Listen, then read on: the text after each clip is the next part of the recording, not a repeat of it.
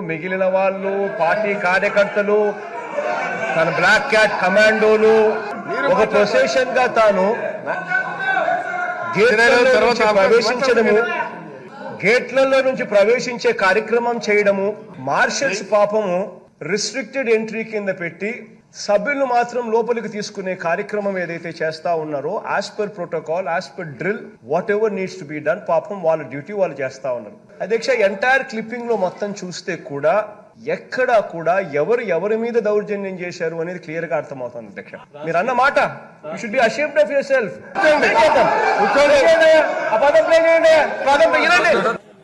మధుసూదన్ రావు గుర్తుపెట్టుకో, ఎల్లకాలం ఇదే మాదిరిగా ఉండదు. మధుసూదన్ రావు గుర్తుపెట్టుకో, ఎల్లకాలం ఇదే మాదిరిగా ఉండదు. తిట్టడమేంది? ఎవడి మీద దౌర్జన్యం చేస్తా ఉన్నాడు అధ్యక్ష? ప్లీజ్, ఎవడు